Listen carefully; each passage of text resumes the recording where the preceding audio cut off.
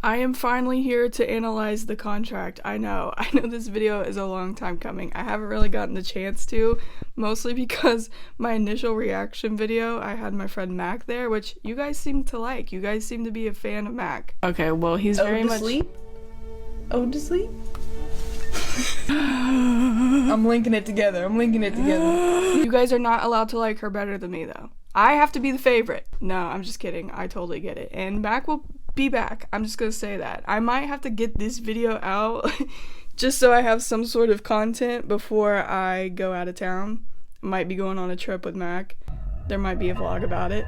So you'll see Mac in due time. But now you guys are stuck with just me today, and we are going to talk about a little cool thing I found in the contract. Now today I want to mainly talk about these guys right here, this audience in the contract with these glowing eyes. Now there isn't a lot to the contract music video, and this is probably why I haven't made a lot of videos about it, because admittedly, I feel like there is so much going on, yet not at all in this music video. But it seems like this happens during Paladin Strait. It's not necessarily after, it's during. During Clancy's final confrontation with Blurryface, it seems like Blurryface shoots him into this mind dimension. Like, he gets in his head, and then that is where the contract music video takes place.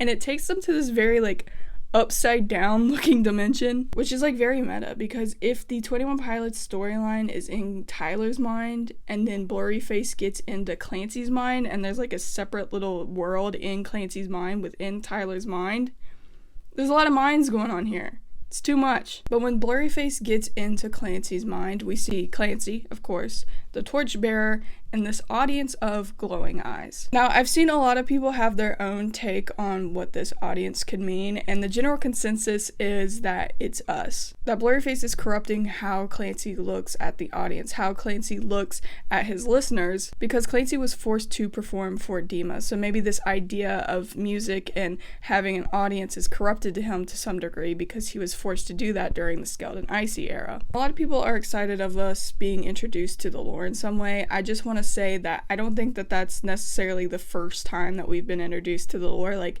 these guys exist. Like, these guys were symbolism that his music, his art affects others and inspires others. Like, in my mind, they represent us more than the glowing eyes, but regardless. I'm not necessarily against the whole idea that Blurryface is corrupting the audience or corrupting Tyler's idea of us. But I'm not completely sold on it just because what I want to talk about in this video makes more sense, at least in my mind. Now, when we see anything going on with eyes in 21 Pilots, the clickies get a little concerned because more often than not, it is associated with something negative. Glowing orange eyes means that this body is seized and they are being controlled by someone else. God forbid we bring up this eye. Yeah, jump scare, my bad. So when it comes to the glowing eyes in the contract, many people assume that this is some sort of negative thing, and I think so, considering that Blurryface seems to have shot him into this dimension. But I think there is something more to it that I don't think a lot of people are talking about, or at the very least I haven't seen a lot of people talking about, and I've been hinting at it this entire time by saying glowing eyes, glowing eyes, glowing eyes. See, there's a certain song off Regional at Best, very old 21 Pilots song called Glowing Eyes. Now, I know what some of you are going to say. Oh, that's such an old song, that's not even a part of the lore.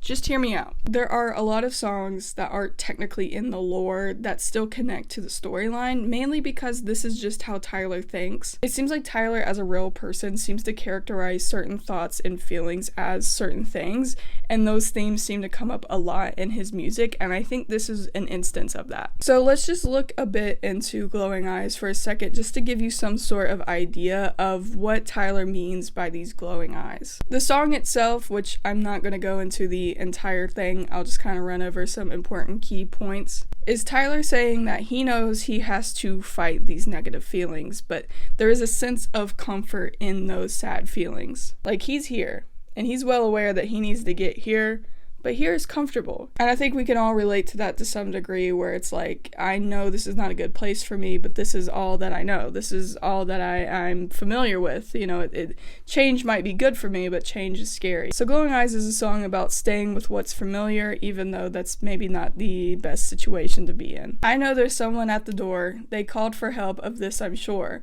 But do I want to say goodbye to all of the glowing eyes? I'm holding on to what I know, and what I know I must let go.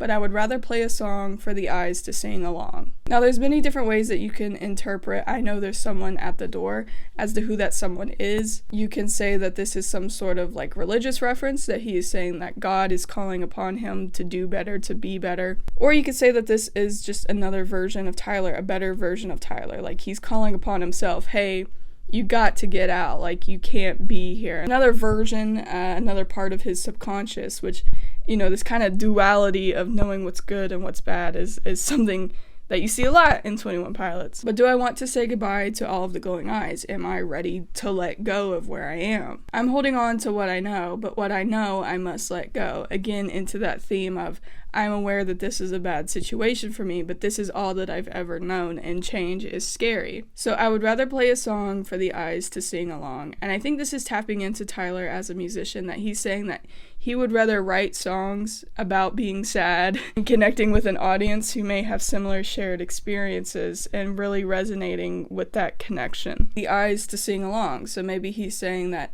I would rather write songs about what I'm going through and share that with a community and find that sense of community. So I think that that is what's going on in the Contract music video. I think that this is the same glowing eyes that Tyler is talking about in this song. Blurryface might be reminding Clancy of something that is familiar to him, something that he's comfortable with and maybe somewhat enjoyed to some extent. As this is Clancy's final stand with Blurryface, Blurryface might be pulling like a final power move here and tapping into his mind and being like, this is comfortable, this is safe, stay here, this is what you were used to for so long. But if you look towards the end of Glowing Eyes, it may give some insight as to what's going to happen as we continue on in this Breach album. This room is far too dark for us to stay around. Redemption's not that far, and darkness is going down. This concept of a dark room absolutely ties into the Contract for me. Like, it's a very dark music video, literally. So even though this might be a familiar thing to Clancy or something that he feels comfortable with, he understands that this room is far too dark, and redemption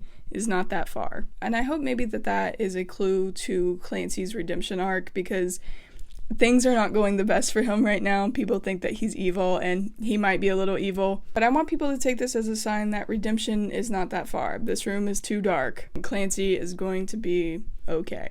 So there you go. That is just something that I picked up on that I haven't seen a lot of people talking about. Feel free to share your own thoughts in the comments. I really didn't get to cook on this one a little bit just because I wanted content out relatively quickly before I left. So you should be seeing that vlog relatively soon-ish. If you enjoyed the video, please hit like and subscribe to join the Groovy Graveyard. Shout out to my patrons over on Patreon who have gotten a sneak peek recently of another vlog that I'm doing, a completely different one. I'm doing so many vlogs right now, it's crazy. And I will see you in the next one.